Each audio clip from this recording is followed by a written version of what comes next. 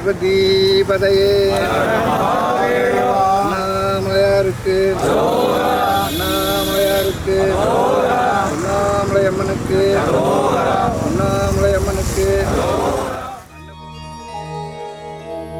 ओम पितृगणाय विद्महे जगतधारिणी धीमहि तन्नो पितृ प्रचोदयात्।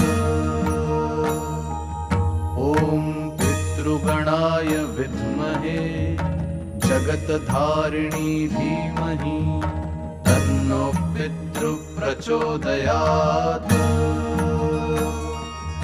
ओम पितृगणाय विद्महे जगतधारिणी धीमहि तन्नो पितृ प्रचोदयात्। ओम पितृगणाय विद्महे जगतधारिणी धीमहि तन्नो पितृ प्रचोदयात्। ओम पितृगणाय विद्महे जगतधारिणी धीमहि तन्नो पितृ प्रचोदयात्।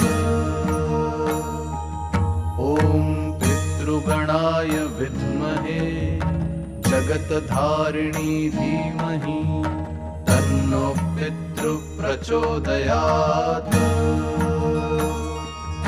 ओम पितृगणाय विद्महे जगतधारिणी धीमहि तन्नो पितृ प्रचोदयात्। ओम पितृगणाय विद्महे जगतधारिणी धीमहि तन्नो पितृ प्रचोदयात्। ओम पितृगणाय विद्महे जगतधारिणी धीमहि तन्नो पितृ प्रचोदयात्। ओम पितृगणाय विद्महे जगतधारिणी धीमहि तन्नो पितृ प्रचोदयात्।